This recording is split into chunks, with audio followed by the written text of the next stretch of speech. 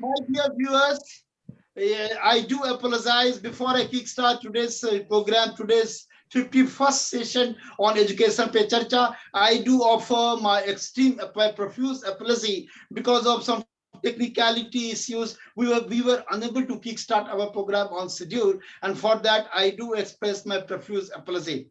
My dear viewers, Education Pe Charcha, as you all know, this is Vivekanand, an author, academician, and public intellectual. Of course, convener of Education Pe Charcha.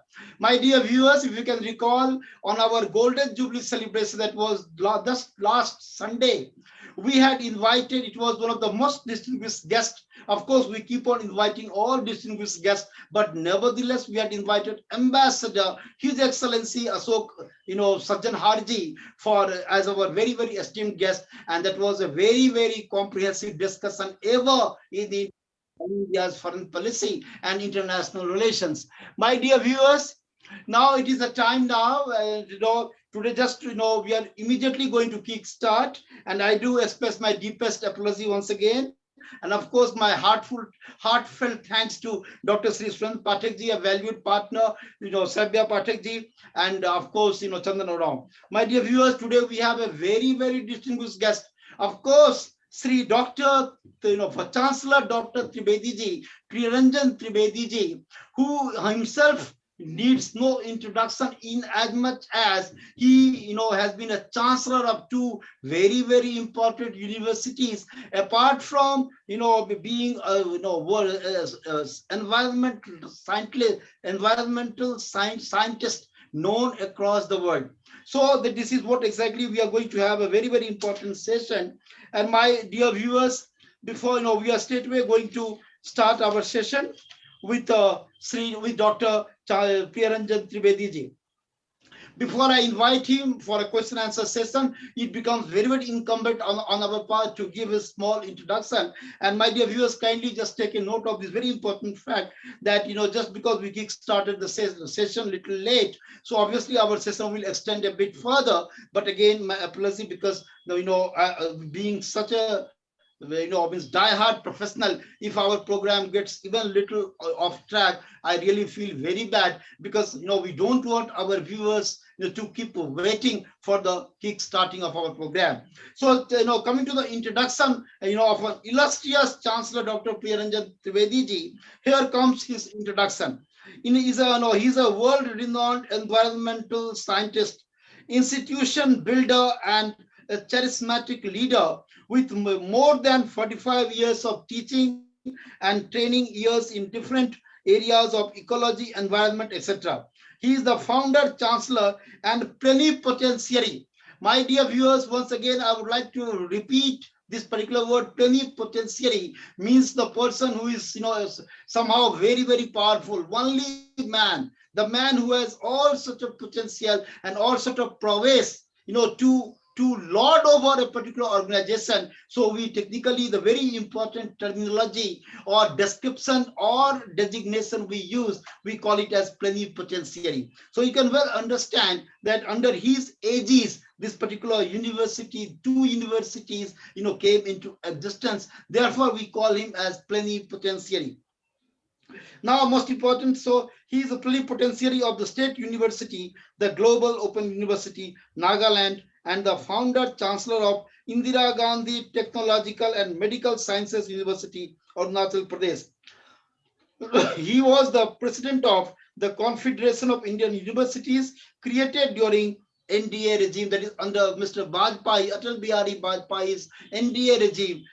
He became, this Confederation of Indian Universities was created, and under his presidency or under his presidency. Now coming to the very first question. So this is the first question to our distinguished guest, Dr. Trivedi ji.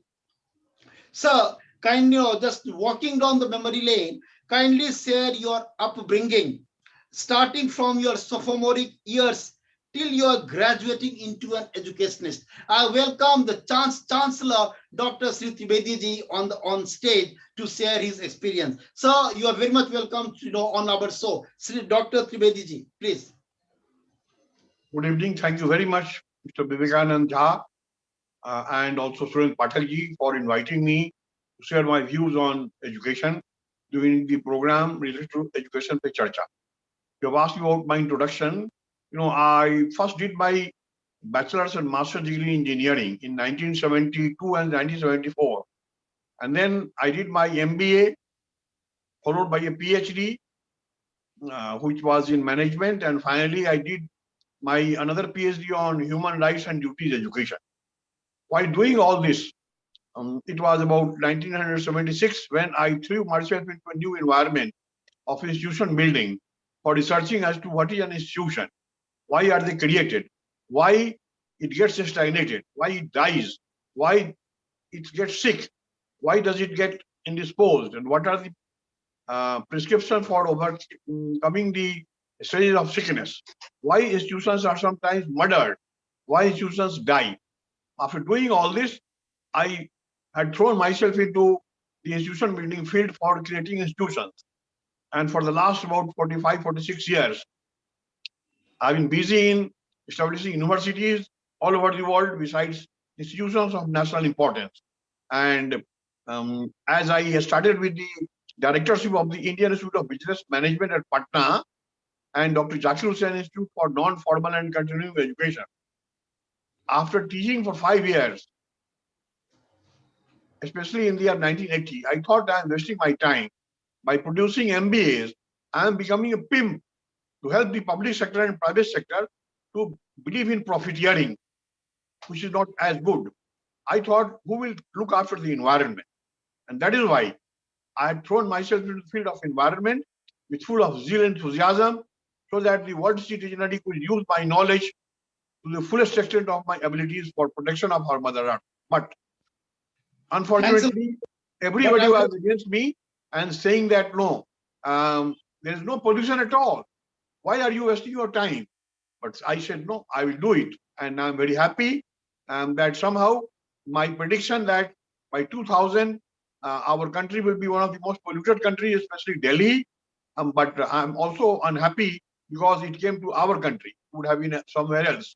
So in brief, my educational qualification is like this. Thank you. Sir, so nice of you to have revealed all your background, and of course it was some sort of activities that you are engaged in. But actually, I wanted to know, or rather, our viewers would like to know your sophomoric days, how you began your student days, how you evolved yourself as an educationist. We just wanted to know that particular period of time as to how, since you evolved yourself from your sophomoric days till graduating into an educationist. That was my question, sir. Okay, actually, our family migrated from Gujarat to Uttar Pradesh about 450 years ago. And then, by the way, we finally migrated to Bihar, where we were doing farming besides our main business in Kolkata. So I was settling between Kolkata and Muzaffarpur, where I was studying in the schools, different schools. Everywhere I was always talking to my guardian, especially my father, that the standard of the school is not good. He only motivated me that, okay, son, doesn't matter. You study somehow, and one day you must become an institution builder to also suggest to the government that institutions should be like this. Otherwise, the process will be decaying and a time will come when there will be a disaster. So, not disaster education, but disastrous education, which is the same process now, and the problems I will discuss later on. That is why when I did my schooling with a record marks from Bihar School Examination Board, I studied for 1 year at the pre-university science level, which was pre-engineering at University of Bihar in the year 1966. And in the year 1967, I thought of going to some engineering college. I got admission IIT and BIT Sindri and everywhere. But I thought of going to BIT Mesra because Birla Institute of Technology, Mesra Ranchi, had excellent faculty members and the hostel was very good. The living standard was very up to the mark. That is why when we did a survey of all the hostels and the faculty members, I found that the teachers are better. Then I thought, the moment I got admission in BTech and followed by MTech, every time I asked the director or the principal, and when it became a university, the vice chancellor, that they should allow me to stay for half an hour at least with them. They gladly agreed. They said there is something. Although other teachers were saying, why are we allowing this boy who is a first year student, who is only about 18 years of age, or say 17 years of age rather. They said, no, no, let him learn. So at 4:45, when our classes were over, from 8 a.m. to 4:45 p.m., at about 5:30, after having a cup of tea or some sort of snacks in the mess, I used to go to the director's Bangalore. Dr. B.R. Seth was the world-renowned mathematician who was the director, and the principal was Dr. S.C. Pandey, who became the vice chancellor later on. So I learned the art and science of institution building, and then every day I was noting down.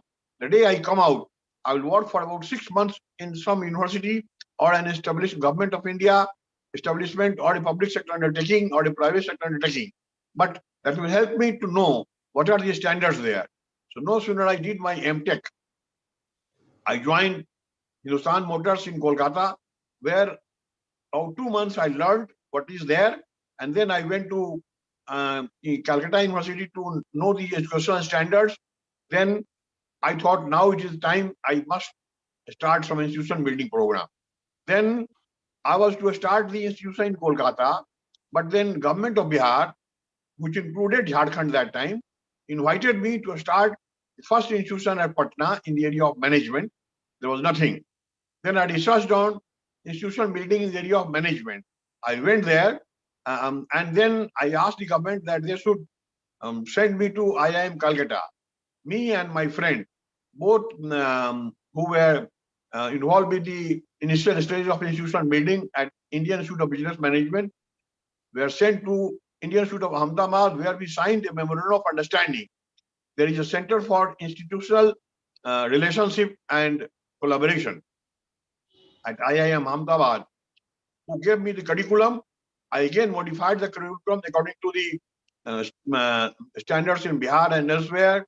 And then every month they used to send teachers from Indian Institute of Management, Ahmedabad and Kolkata. Within 6 months, our teachers were trained. And since then, I started teaching management. But a time came when I thought, who will look after the pollution control? Because industries were polluting without any delay, without knowing that there will be a disaster of some time. That is why, I,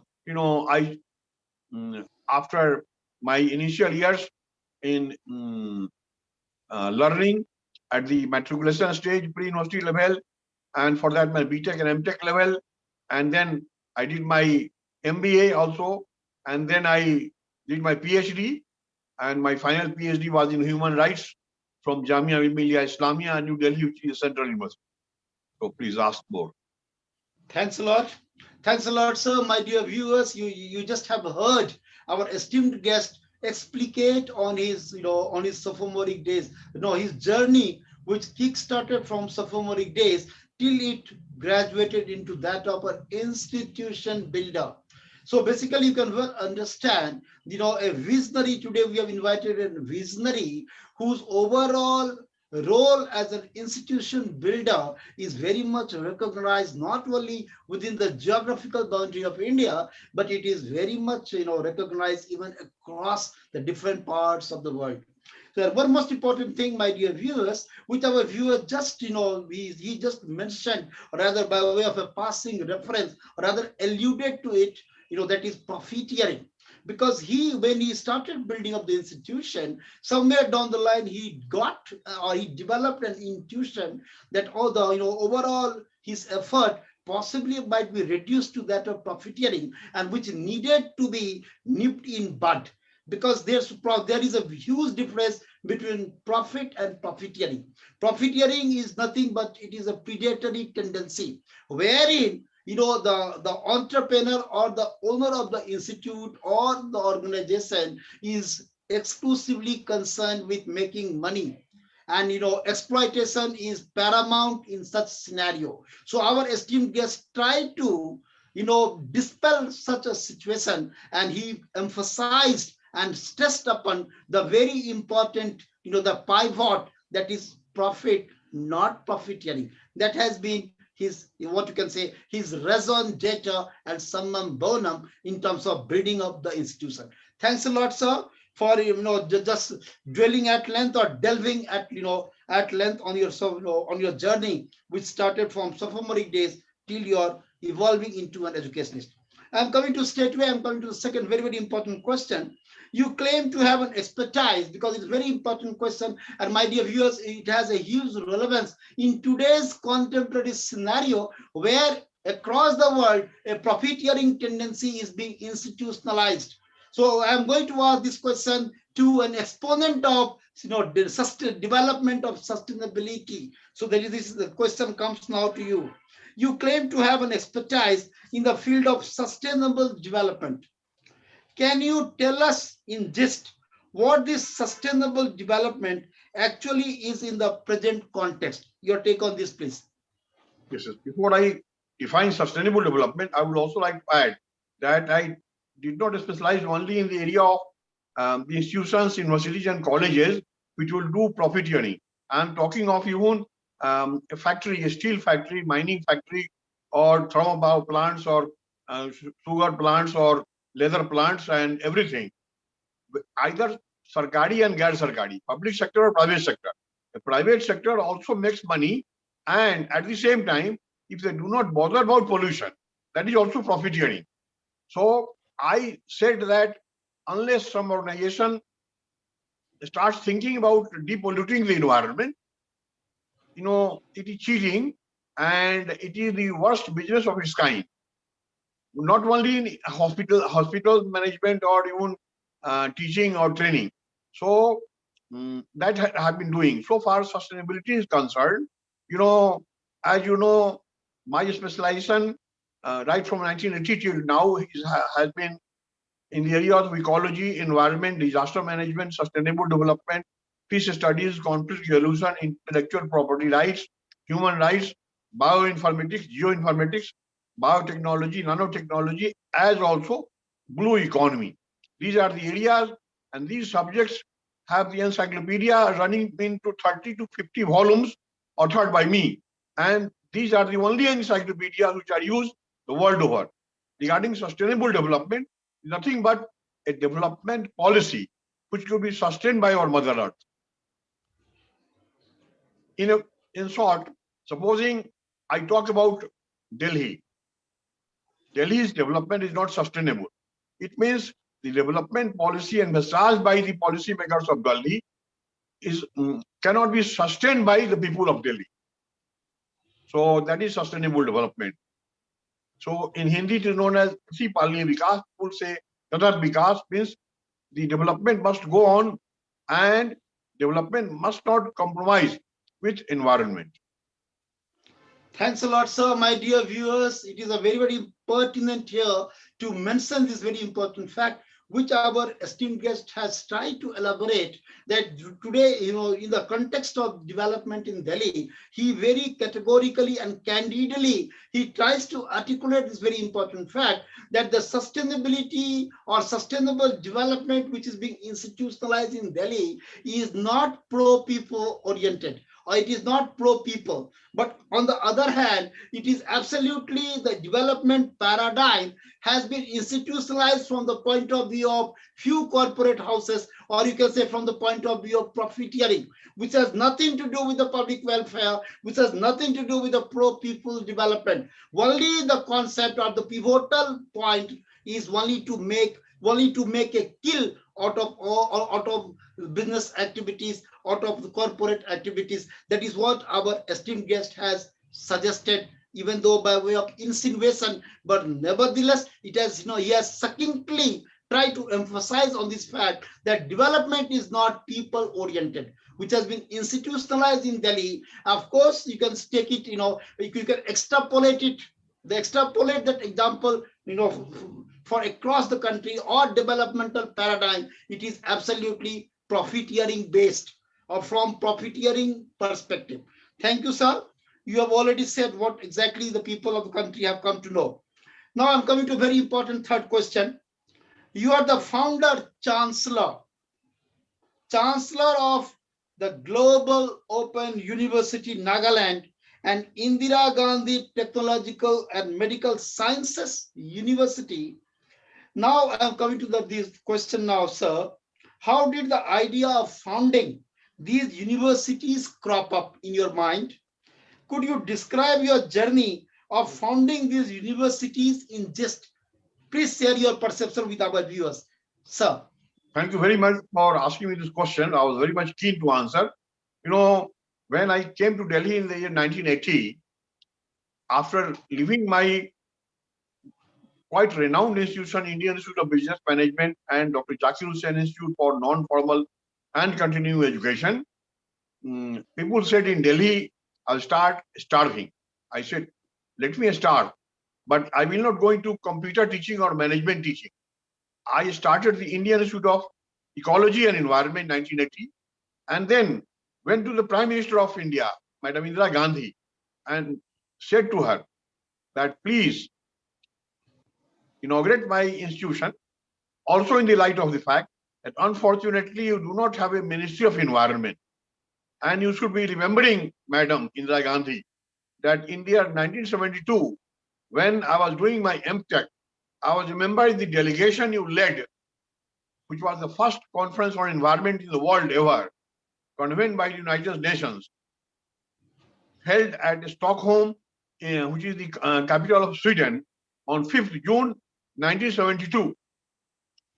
8 years before I met Indira Gandhi for inaugurating my institution. She said, yes, you remember. I said, I also remember that everybody had to pledge that within 5 years they will have a Ministry of Environment. You have spent 8 years and you have forgotten about it. Yes, I must do it. I said, either you start a ministry, or if it is taking time, you inaugurate my institution. Then she called the meeting of cabinet and resolved that there should be a ministry. Cabinet said there has to be expert committee's recommendation, which will take 1 year. So you let Dr. Trivedi start his institution and you inaugurate it, and then you appoint a committee to look into the viability of having a Ministry of Environment. Then in the year 1980, in my presence, she called the then Deputy Chairperson of Planning Commission, whose name was Narayan Dutt Tiwari. Hardly any person knows that he was also the Deputy Chairman of Planning Commission, Government of India, because people know him because he was the more known as Chief Minister of Uttar Pradesh, Chief Minister of Uttarakhand, and then the Governor of Andhra Pradesh. But he was, and he said that there will be a committee known as Tiwari Committee, and then he recommended that yes, environment is important subject, but there is no need to have ministry. Let it be a department. In Government of India, when the subject is small, it's known as department, which is upgraded to a ministry. I said, okay, it is better to do something than nothing. So we accepted. But on 5th June 1980, my institution was inaugurated. In 1981, the Department of Environment was started, which after 1 year was upgraded to a Ministry of Environment.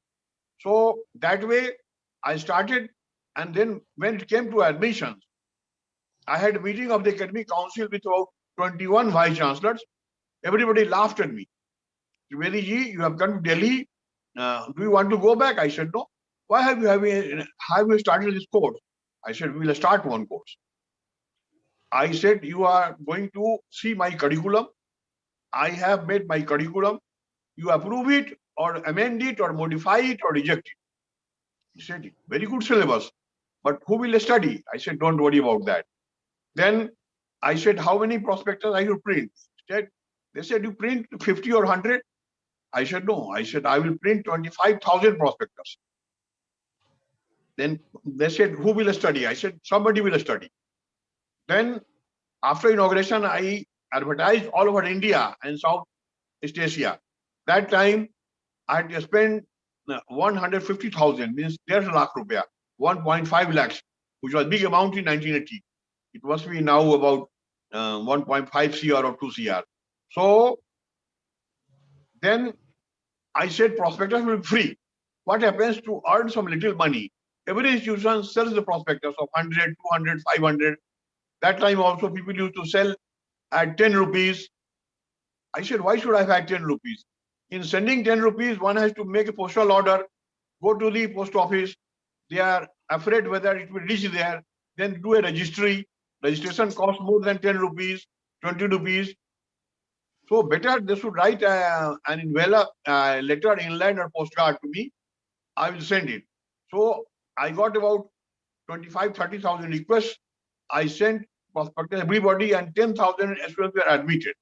Then after admission, I thought, who will award the degree? I am a teaching institution. That time, I invited through an open invitation to all the universities. Whosoever wants to have the credit of starting the first master's degree on ecology and environment, they should come to me. So many of them came. Just they were amused that these courses are being started because they knew that the course will flop immediately. So then we have started collaborating with a few universities, and in 3 years we produced about 25,000 master degree holders who became very happy. They said that the entire country does not have one pollution control specialist, and already there was an act in place which was related to air pollution control and water pollution control, which was passed in 1981 at our behest. So pollution control boards were made, but they did not know anything. They will go to the factory, say, open the factory, the pollution. So either give me some underhand bribe, or the industries were saying, please tell us any consultant. They used to give a list of a cyclostyle list of consultants from France, Germany, or USA, or UK, or the Netherlands, or Sweden, or Norway, and they used to charge heavy tons of money. Some that time 25 to 30 lakhs, because they were wasting money by coming to 5-star hotels and all that. I said, no, I will give an appropriate solution, and then our charges will be maximum charge for consultancy, including the making of treatment plant, will be about 2 to 3 lakhs. Now think the difference, 50 lakhs and 3 lakhs. Government of India, through the Standing Conference of Public Enterprises, which is the apex body under the Prime Minister, representing 300 public sector undertakings that time, signed MOU, and we depolluted the environment everywhere in private sector and public sector by signing MOUs. And that is how we started. And within 2 years, we decided that we will stop providing consulting because we are an academic body. We'll do applied research on pollution control in sugar, petrochemical, leather, pharmaceutical, steel, mining, thermal power plants, everywhere. But our applied research will be exploited and judiciously used by the students who have passed out. And first time, we produced a competent cadre of job givers who became pollution control consultants. There were 501 persons in India. And after that, there was a movement to really do something in the area of ecology and environment. So that way, when it was about 5-6 years, we thought what to do. Then we started changing from university to university because those universities were too big and their priority on environment was very less. So the sessions were delayed. There were some states from Hindi speaking area where those students who used to write in Hindi used to get more marks than a student from South India and other parts of India and outside India were getting less marks. So we kept on starting experiments, and it was the year 1994 when we had changed 4 or 5 universities. We wrote to the government of India, and I convinced to them that here's the time that you must have the state universities with external funding. All universities are created to a legislation of the state government or the parliament. So if parliament legislates, it is the central university. And if the state legislative assembly legislates, it becomes a state university. I said, let the state university of 2 types. One is a public university, like say in the Pastha University of Delhi, or Ranchi University, or Shyama Prasad Mukherjee University of Ranchi, which was earlier Ranchi College, or Patna University, Lucknow University, they are all state universities. I said, let there be another category under a state university where the universities will be legislated through the assembly, but they will be externally funded. The act will look like the same. UGC was overwhelmed to know, yes, state university is all right, let it be externally funded. And I that way started the first externally funded university, that was Sikkim Manipal University, in collaboration with Ramdas Pai of Manipal Group. That was in Sikkim. And there it took about 5 years in starting the course on engineering as well as in medicine. But from the day one, we started the master's degree in ecology and environment, total quality management, disaster management, and sustainable development, which continued for about 10 years. But again, because of a collaborated venture, somehow I thought that this university, which is also co-promoted by me, stresses more on engineering and medicine. I said, okay, I must give all the assets there, whatever I had invested. And I said, let me write to the state governments again. And I invited all the chief ministers and governors to respond to me within 15 days, whether they would like my investment with a view to creating a state university with external funding without bothering about regarding financial any burden on the government. In 6 months' time, I got offer from 25 states, but within 15 days, I got offer from Nagaland, Arunachal Pradesh. The chief minister and governor came to me with the chief secretary at my house for lunch and dinner, and they said that we are all for it. We will legislate. Don't worry. People said you are doing a wrong thing by going to Northeast where population is very thin. I said, because Nagaland is insurgency prone area, let me experiment on this. So first we got offer from Arunachal in 2000, but because of the ignorance, they did not know as to how to start a university.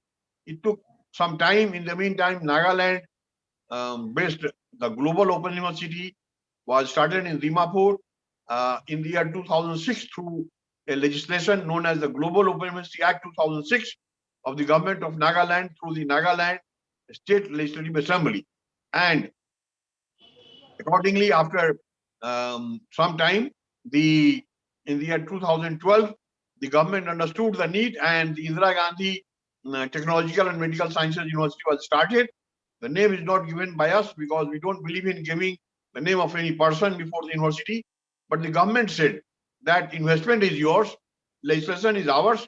So please allow us to use the word Indira Gandhi. I said, she has been our friend, doesn't matter, but we are apolitical. So that was started, and both the institutions are because of the fact that is need based, because environmental courses were not there at all in India, and nobody wanted to focus on environment or disaster management or sustainable development. We thought we must promote these universities. All the investment are of Indian Institute of Ecology and Environment. My basic institution is Indian Institute of Ecology and Environment at PRIYARANJAN Complex, Delhi, which funded the two institutions. Thank you. Thanks a lot, sir. My dear viewers, we heard with a rapt attention the pioneer of ushering in the revolution, a revolution in India, as he tried to impress upon us the very important fact about which most of us were oblivious about, that how, being a crusader par excellence, he tried to establish the Institute for Environmental Studies.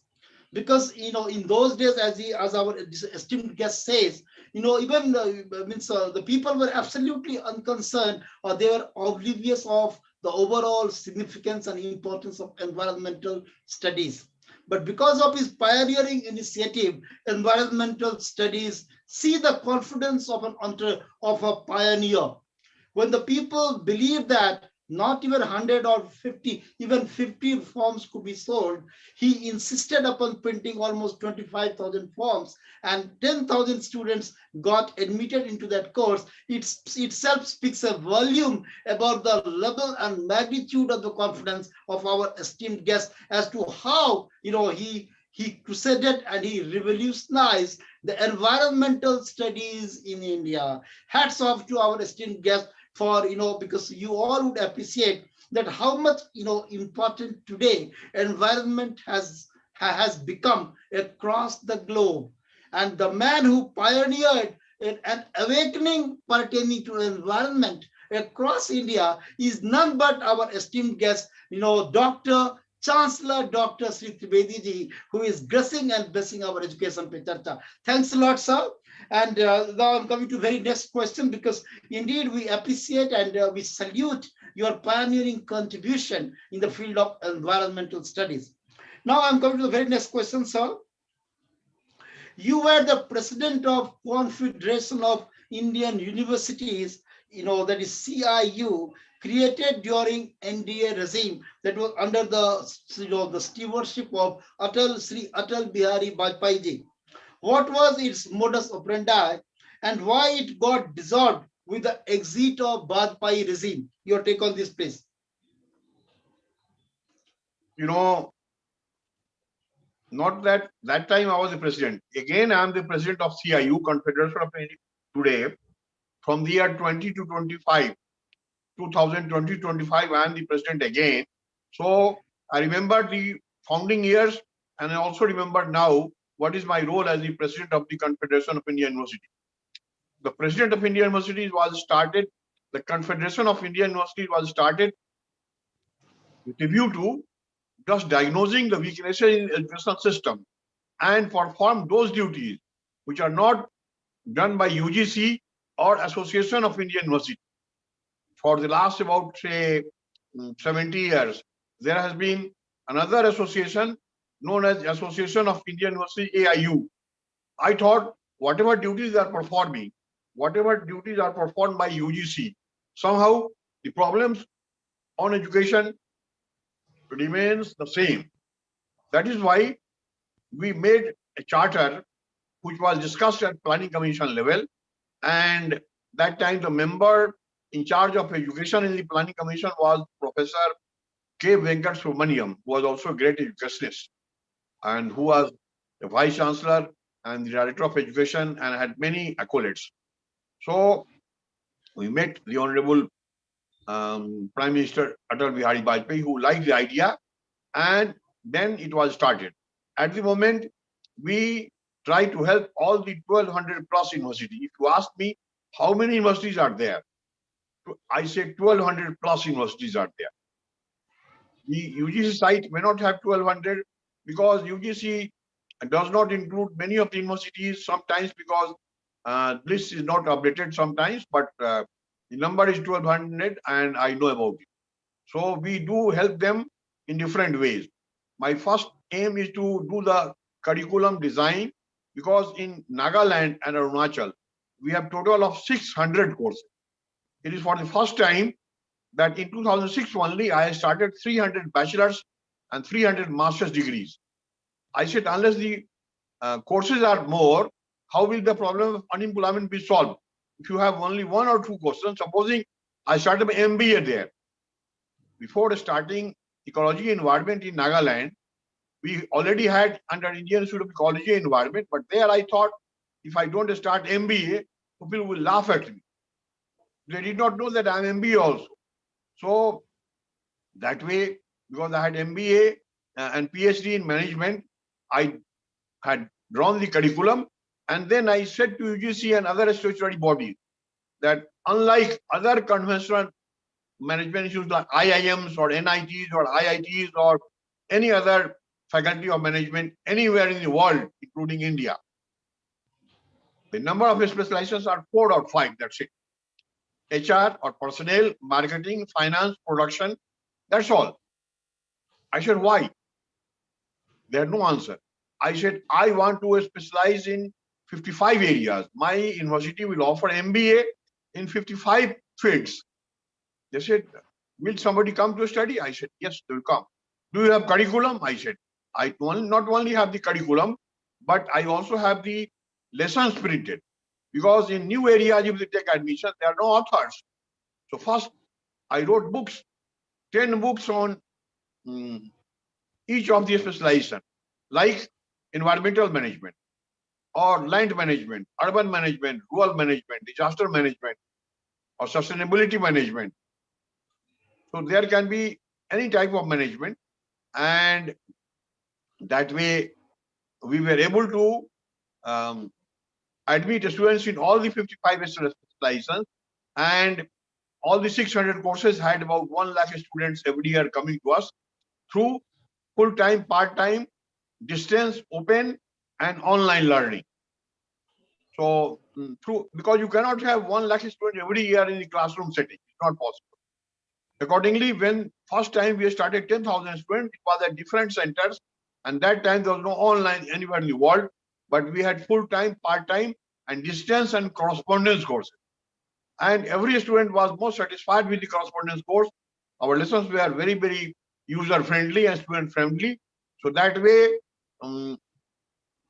when CIU thought that not only in our universities in Nagaland, Arunachal, but other universities have also been asked by UGC to believe on skill development, after our learned Prime Minister Narendra Modi ji stressed the need for skill-based education. Although this skilling program started in the UPA regime only, that way we also tried to help the present government by locating 2,100 areas which are skill-based training areas. Although Government of India has only 500, I have 2,100. On our website we wrote. Now coming back to, are you talking about dissolving the UGC or what? No, actually, I was just trying to say, because scanning through your profile, because the profile which you sent to me, if you can recall, it was mentioned there that you were the president of Confederation of Universities under the Vajpayee's regime. I never knew that once again your position has been restored, from 2020. This particular fact I was absolutely oblivious about. Now you have made it clear, so now we have understood that you are once again the president of that is Confederation of Universities in India from 2020 to 2025 too. This fact I was unaware of. So my dear viewers, we heard our esteemed guest today. He is absolutely, you can say, not only a pioneer in terms of environmental studies, the man who spread the or who ushered in the revolution of environment in India. But as sir has just now mentioned, about how 55, my dear viewers, it becomes very important for me to disclose that once I was teaching at MIT Business School in Noida, I know that there were only four specializations were there. That is HR, finance, marketing. Even I don't recall that environmental studies was not there in the meeting in 2005-6. But when sir talks about 55 specialization, it comes to me as a revelation. So you can well understand the sort of vision, that is a visionary that he is, who has envisaged or who visualized, to structure the syllabus for 55 specialization. Really unbelievable, incredible for me.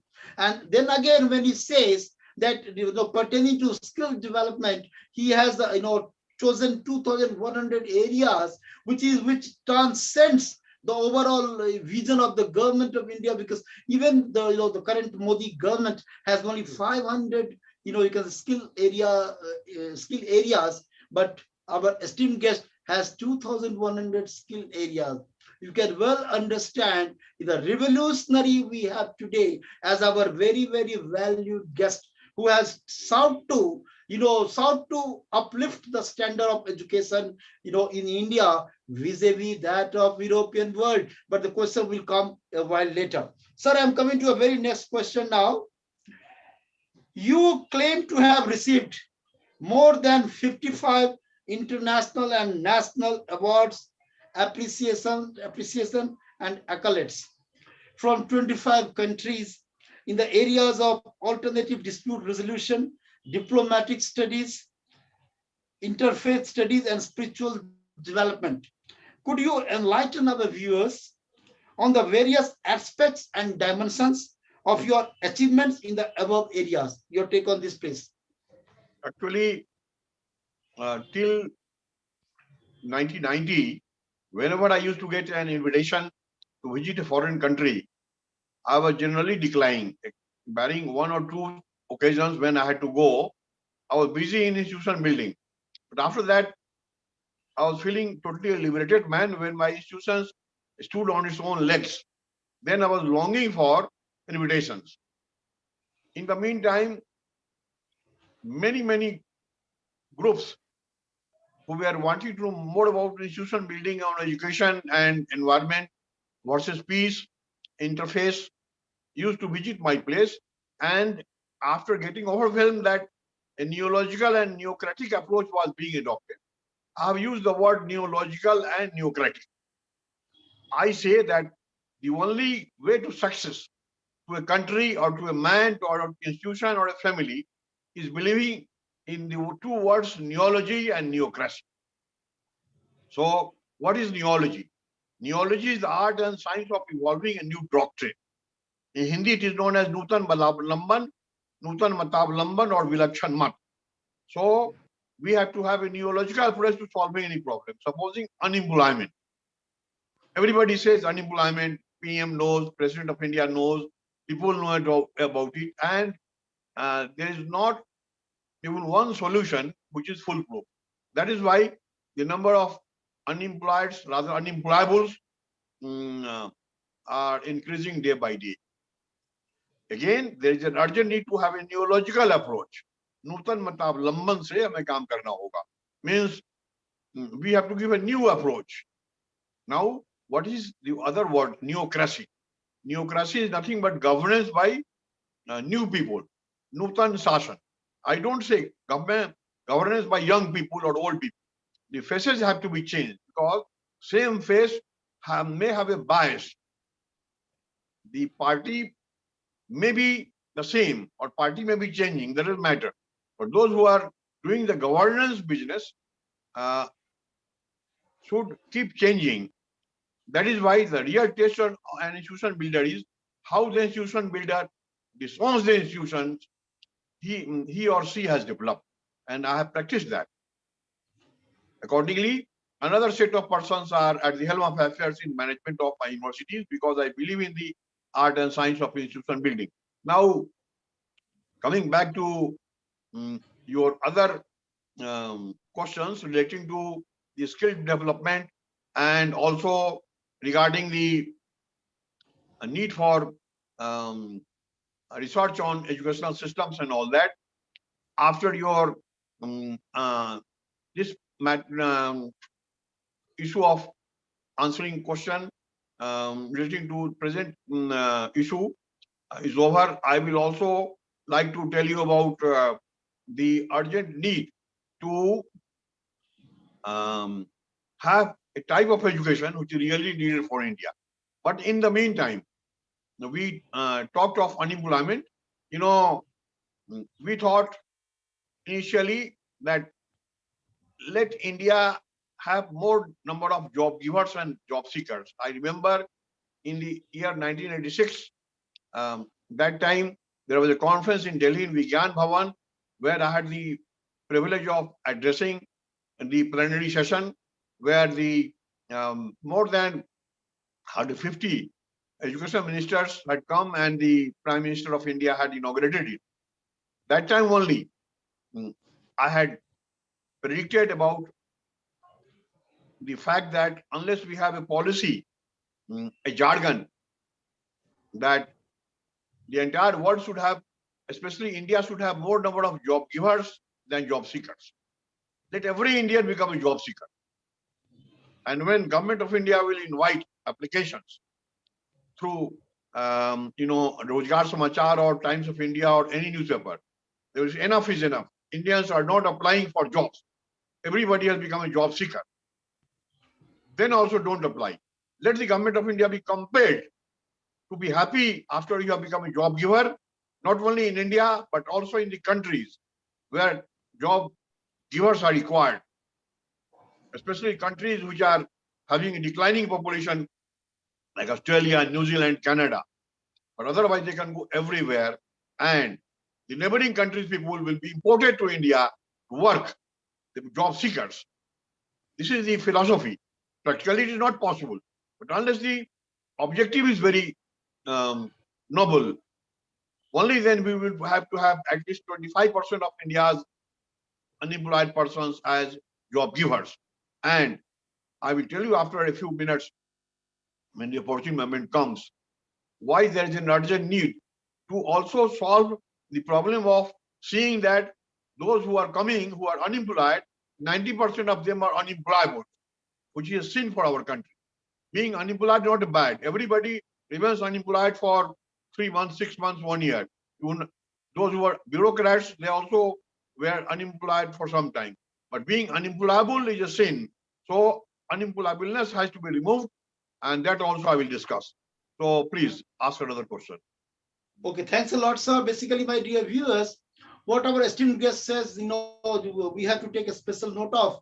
He says that, in India, we all are job seekers, whereas there is a really an acute scarcity or shortage of job givers, because the entrepreneurial vision, which he epitomizes, epitomizes and has really excelled in performing as an entrepreneur, that entrepreneurial vision is definitely, it is not yet institutionalized in India. Maybe, Gujarat, which is known as an entrepreneurial state, it might have that sort of characteristic or that institutionalized tendency to go for entrepreneurship. But when it comes to Bihar or it comes to Eastern zone, people are reluctant to go for entrepreneurial venture because it is not coveted. It is not coveted by the people of this place. For instance, if you go for even for a PN's job in government, it is being coveted, or it is being really recognized. But if you open a shop and try to be an entrepreneur at your own level, that is seriously being rebuted, or that is being seriously being rejected per se, rejected per se. So what exactly is the symbolism that what our guest has tried to articulate is very simple, that nation should move away from being job seekers into that of being job givers. That sort of mindset metamorphosis is very much, is very much required. It becomes all the more important if that the mindset change should be the order of the day, if a journey from that of being the job seekers into that of being job givers has to be institutionalized in the country. Thanks a lot for your for your elaboration or illustration of this very important point. I am coming to the very next question, sir. What is your opinion as an educationist when Prime Minister emphasizes upon hard work? This is a very, very important question, and I would like you not to be diplomatic, but to be straightforward, to come with your own, response, own objective response, sir. What is your opinion as an educationist, where about Prime Minister emphasizing upon hard work and not Harvard? Do you think both are mutually exclusive or complementary to each other? Your take on this, please. Whatever Prime Minister is saying is all right, but whatever he says has to be elaborated and explained in different ways.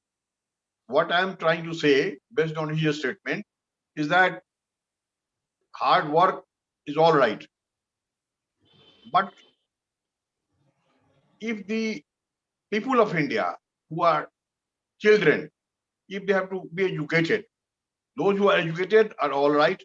Their attitudinal and behavioral change is another policy to be adopted at the earliest.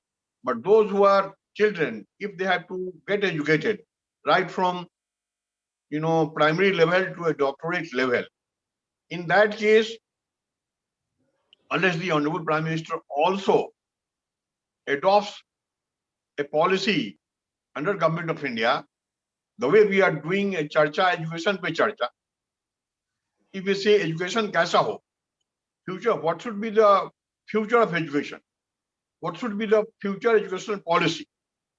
I will take 2-3 minutes on that, which will give the final answer.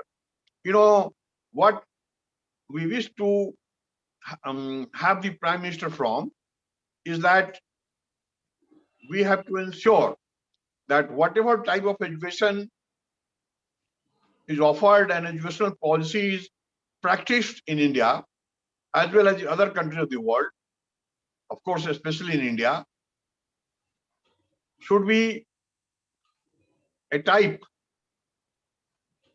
where education also takes care of all the problems of the contemporary world.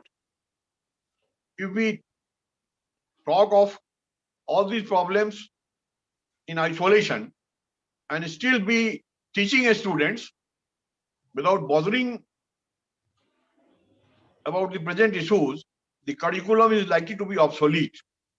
So what I am trying to say is that if somebody asks me,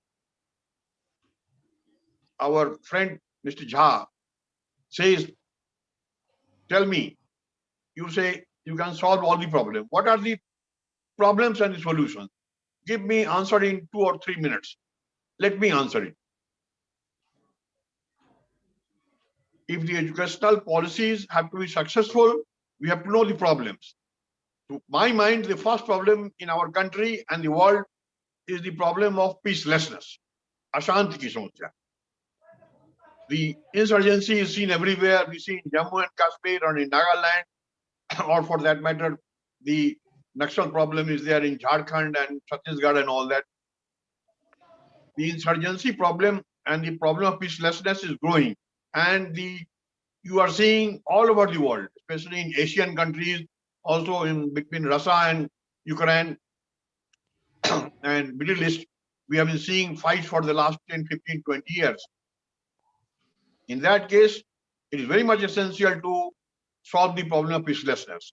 And I told you that your question, Jha's question, could have been the problem with a solution, because many people pose questions without giving answer.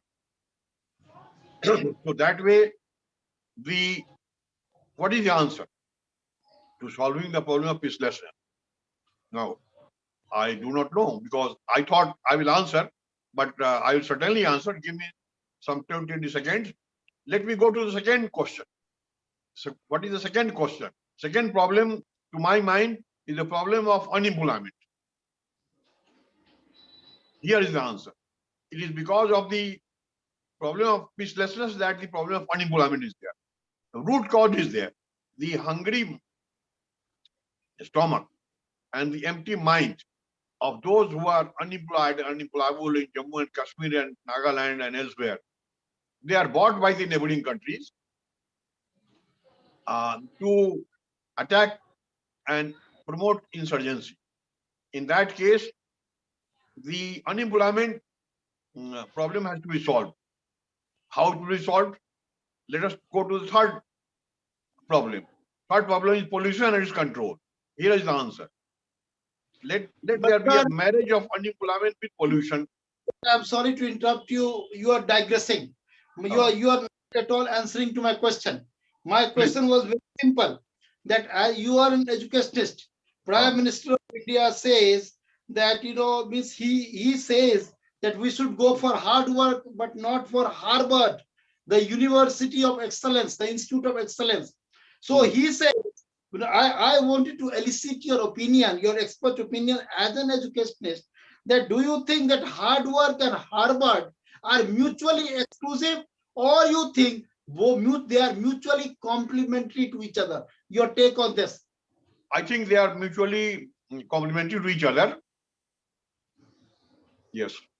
Okay. So this is what exactly, my dear viewers, this was, of course, the Prime Minister's, very articulation on this very important issue is not properly understood, because when he talks about Harvard and hard work both being mutually exclusive, that of course doesn't make a point, or it does not resonate with the people of India, or with with any rationally minded people, because until unless one works hard, one can never think of entering into Harvard. Because only through sheer hard work and determination one can think of qualifying, in studying in Harvard, which is an institute of excellence. So this is what exactly has to be. Both are complementary to each other. They cannot be mutually exclusive. So that is what our educationist, our means visionary educational leader, Dr. Trivedi ji, also corroborates, or rather he testifies to my observation on Education Pe Charcha. And thank you, my dear viewers, when our esteemed guest, Chancellor Dr. Trivedi ji, is talking about, he alluded to Education Pe Charcha, you would all appreciate that Education Pe Charcha is equivalent to educating the nation, because this is the platform where we have tried to bring all the topmost achievers to educate the nation in a microcosmic ways. And today, as a consequence, we can see the manifestation of such a great chancellor, an chancellor with an entrepreneurial brain, a revolutionary par excellence, an institution builder, gracing and blessing Education Pe Charcha. So that bears a testimony of our noble work, our altruistic mission to educate the nation. Thank you, sir. And we are just coming to the end of program, and I'm coming to a very, very important question from the end, sir. Please. Because you have been an institutional builder, and most importantly, you visited almost different parts of the world too, and you collaborated with India. You brought the collaboration between Indian universities and that of the universities of the Occidental world. So you are the best person to respond to my question. Where do you think Indian universities languish vis-a-vis their European or Chinese counterparts? Your take on this, please, sir. Actually, Indian system of education is of course all right, with a need to really keep on changing the priorities from time to time. But basically, the system of teaching is very good as compared to China, because the language problem is there, and especially these days because of the COVID controversy, everybody would like to come to India for studies, not only for studies but also for investments. And once there are more investments, there will be more educational institutions needed, more training requirements will be there. So based on my experience by visiting Argentina, Chile, Brazil, Uruguay, Paraguay, Panama, Colombia, Venezuela, Italy, Spain, France, Germany, Japan, and the Netherlands, Canada, or Africa, Zambia, Uganda, Ethiopia, or Asian countries like, say, South Korea or Mongolia or Sri Lanka, Maldives, everywhere, Indonesia. So we have come to the conclusion that whatever Indian system of education is there, it has to be improved in a little way by introducing case study method, and also by stressing on the need to have more practical training, which was there, say, 2000 years back. But during the last 2000 years, education has eroded, and finally we adopted a policy promoted by Lord Macaulay, and that was a faulty system to make Indians as clerks and not about thinkers and philosophers, and also about job givers and entrepreneur leaders, or through by having managerial competence. So that way, India is in a fortunate position, and I hope there will be investment from everywhere, and we are longing for a day that Indians will stop going to other countries. Rather, the foreigners will come here once we have some exchange of ideas and have the collaboration with the renowned universities. If they have some merits, we'll adopt them, and after doing the collaborative work, we'll be in a position to have a destination which should be less expensive and more practical. Last question, sir, because of course today you illuminated our soul of Education Pe Charcha and the very various aspects and dimensions that you brought for such an elaborate discussion. I'm sure it would definitely going to help our viewers who eventually are going to watch our video. My dear viewers, the link which was sent previously prior to the commencement of this program, did not work because of some technical hitches. So of course, those who are eventually going to be the part of this bandwagon, they are definitely going to be the great or huge beneficiaries, because the sort of dimensions, it means aspects and dimensions covered by our esteemed guest, especially on education, is definitely going to be hugely beneficial and valuable for one and all. My dear viewers, before I ask last question to our honored guest, I would just like to make a short announcement. On our next Saturday, that is 2nd of July, we have invited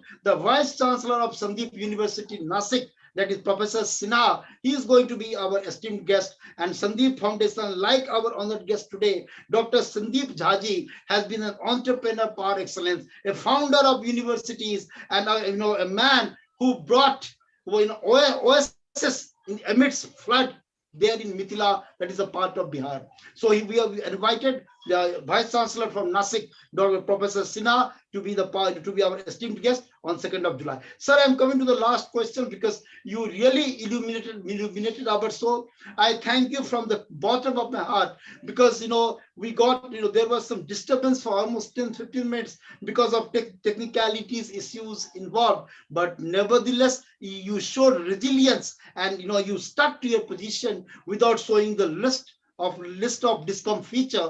That shows the remarkable, what you can say, remarkable patience and perseverance on your part, the demonstration of which you have already given to us today by bearing with us the sort of technical inconveniences that we confronted before we kick-started this session. Last question, sir. Really, we are glad to have you. You illuminated our soul. I need not have to reiterate it time and time again. It is the last question. Being an institution builder of this country, what is your message for the entrepreneurs who eventually would like to build up the institutions? And of course, we don't have many of institutions of excellence. We are really languishing at the bottom when it comes to possessing or having the institutions of excellence which are being showcased by United States or other parts of Europe. So what is your very short message to the would-be institution builders? Your take on this, please. My short message to the institution builders of tomorrow is that they should always believe in the fact that they should treat money as a byproduct.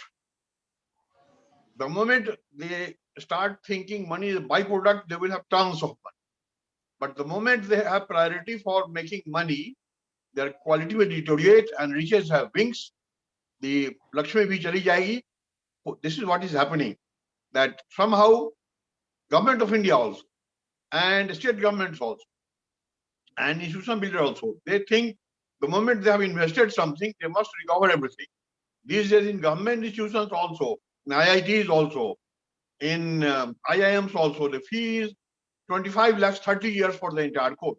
It shouldn't be there at all.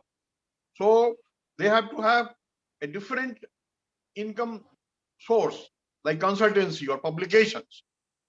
My universities and my Confederation of Indian University, CIU, have brought out about 6,000 books, and I'm trying to speak to all the universities and education institutions that their teachers basically long to loiter before the publishers in Daryaganj, Delhi and elsewhere, and they get 5 to 10,000 rupees for writing a book, whereas the publishers earn about 5 to 10 lakhs every book, which is as bad.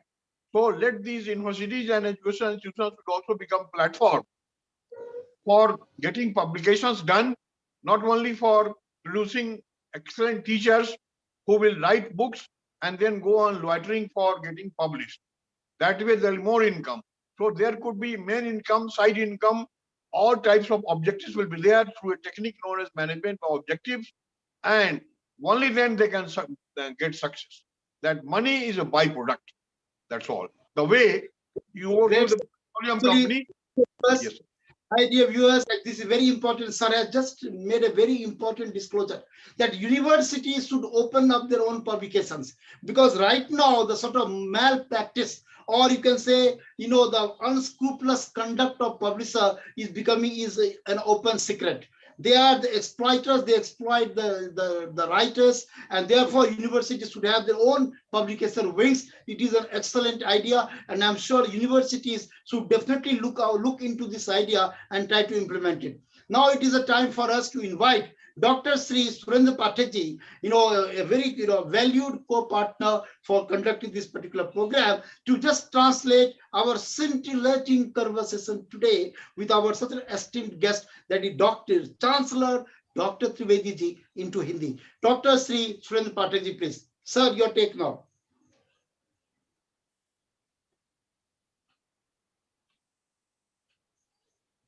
Dr. Surendra Pathak ji. Hello. Dr. Surendra Pathak ji. नमस्कार। नमस्कार। Doctor Priyaranjan Trivedi ji, जैसा कि हम लोग अभी उनसे विवेकानंद झा के द्वारा बातचीत को सुन रहे थे, तो उनका एकेडमिक कैरियर भी ऐसा रहा है कि वो मल्टी डिसिप्लिनरी अप्रोच के व्यक्ति हैं, और मल्टी डिसिप्लिनरी अप्रोच या मल्टी डिसिप्लिनरी सब्जेक्ट पे कमांड होने के कारण से इंस्टीट्यूशन बिल्डिंग का जो काम किया वो भी एक अद्भुत काम उनके द्वारा संपन्न हुआ। बहुत सारे, मुझे लगता है कि इस देश में जितने भी बड़े इंस्टीट्यूशंस हैं, प्राइवेट इंस्टीट्यूशन विशेष रूप से, उनमें से अधिकांश को बनाने में डॉक्टर प्रियरंजन त्रिवेदी जी की भूमिका रही है। न केवल उन्होंने अपनी 2 यूनिवर्सिटीज बनाई जिसके वो चांसलर हैं, लेकिन ऐसी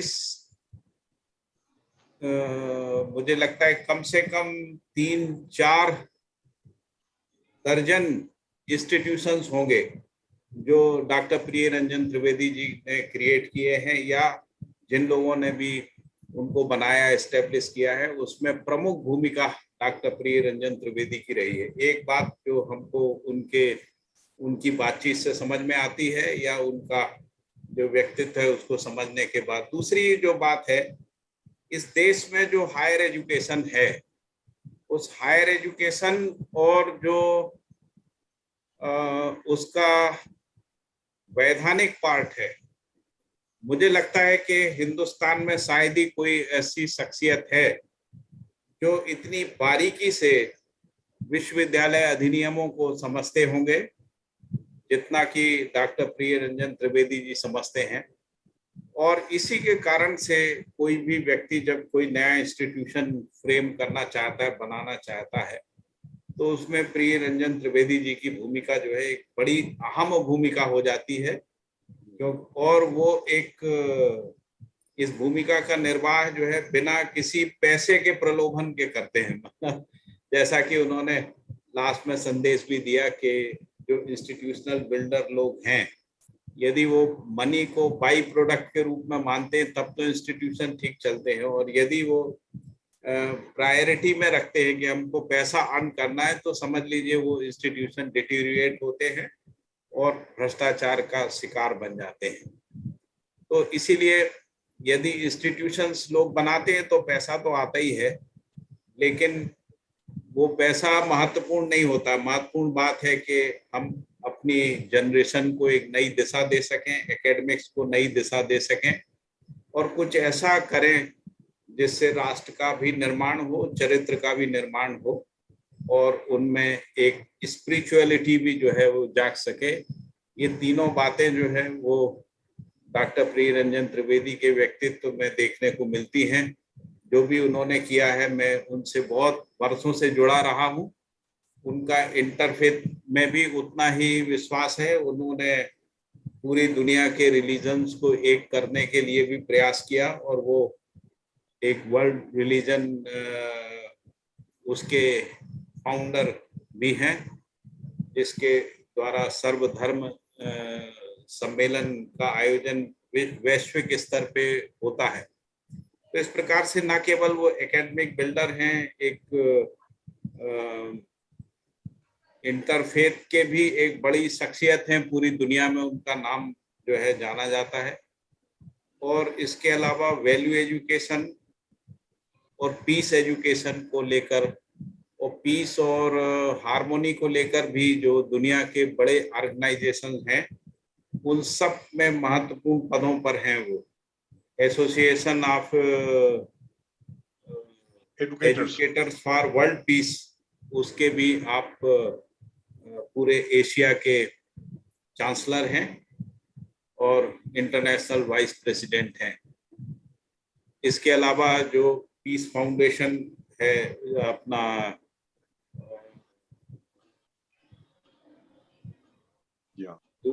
कुछ और भी ग्लोबल लेवल के ऑर्गेनाइजेशन से मैं अभी मेरी स्मृति में नहीं आ रहा है, लेकिन आप उन सब के वाइस प्रेसिडेंट या बड़े इंटरनेशनल जो है बहुत संयुक्त राष्ट्र संघ से जुड़े हुए भी बहुत सारे ऑर्गेनाइजेशन हैं जिसमें आप जो है जिसका प्रतिनिधित्व करते हैं। इसके अलावा जब मैं आपके गेस्ट हाउस में गया था तो संयोग से मैंने एक कमरे का दरवाजा खोला और मैंने देखा कि उसमें पूरे हॉल में एनसाइक्लोपीडिया से भरा हुआ है। तो मैंने ये सोचा कि ये एनसाइक्लोपीडिया वो होंगे जो कहीं से इकट्ठे किए होंगे, और मैंने एक एक एनसाइक्लोपीडिया उठा के देखा तो देखा कि सबके ऑथर जो है वो डॉक्टर प्रियरंजन त्रिवेदी हैं। मुझे लगता है कि लगभग 50-60 एनसाइक्लोपीडिया जो है वो आपने तैयार किए हैं जिसके आप ऑथर हैं, और उनमें से कुछ एनसाइक्लोपीडिया तो ऐसे हैं जो ग्लोबल लेवल पे जिनकी प्रतिष्ठा है। और जैसा कि आपने कहा कि यदि यूनिवर्सिटी पब्लिकेशंस का काम शुरू करती हैं तो जो पब्लिशर्स के का जो नेटवर्क है उसको तोड़ा जा सकता है और बहुत सारे अच्छे लेखकों को उनके पुस्तकों के पब्लिकेशंस का काम हो सकता है। और ऐसा काम करके डॉक्टर प्रियरंजन त्रिवेदी ने हम लोगों के लिए, खासकर हायर एकेडमिक्स के लिए, एक मार्ग प्रशस्त भी किया है एनसाइक्लोपीडिया के पब्लिकेशंस के रूप में। और मैं तो कितना बोलूँगा, मैं जितना भी बोलूँगा आपके व्यक्तित्व के लिए वो कम ही होगा। एक प्रकार से सूर्य को प्रकाश दिखाने का काम है। आपका व्यक्तित्व जो है उतना ही महान है और उतने ही आप सहज हैं। इतनी सहजता से आप मिलते हैं, उपलब्ध रहते हैं, लेकिन बहुत सिंसियरिटी के साथ रिलेशनशिप संबंधों का निर्वाह करते हैं और जो लोग भी उनके संपर्क में आते हैं उनको मार्गदर्शन देते हैं, आगे बढ़ाने का काम करते हैं। ऐसे सैकड़ों लोगों को मैंने देखा है जिनके व्यक्तित्व को गढ़ने का काम भी डॉक्टर प्रियरंजन त्रिवेदी जी ने किया है। आपने हमारे इस एजुकेशन की चर्चा के लिए समय दिया, इसके लिए मैं बहुत बहुत धन्यवाद देना चाहता हूँ। Over to Vivekananda ji. Thank you, sir. My dear viewers, you heard our Professor Dr. Sri Surendra Pathak, a very, very esteemed and very gentlemanly face. So, my dear viewers, today we have had a wonderful session with our esteemed guest, Dr. Priyaranjan Trivedi, Chancellor Dr. Priyaranjan Trivedi ji, who illuminated our education pe charcha by, emphasizing upon the multiple aspects and dimensions of education. I'm sure because the link that we originally, formed or originally prepared, that became obsolete because of some technical hitch. So this new link, which will be circulated to one and all, so those who will eventually view our video will be the genuine beneficiaries. With these words, I, once again thank, our esteemed guest, Chancellor Dr. Trivedi ji, our valued partner Dr. Surendra Pathak ji, Sabya ji for all our technical support, and Chandana Ram for making poster. We'll be back again on next Saturday at the same time with another, Vice Chancellor of the Sandeep Foundation, that is of Nasik. With these words, I return to studio. बहुत बहुत धन्यवाद doctor Priyaranjan Trivedi ji को मेरा कोटि कोटि प्रणाम, सुरेंद्र जी को प्रणाम. Thank you, sir. धन्यवाद.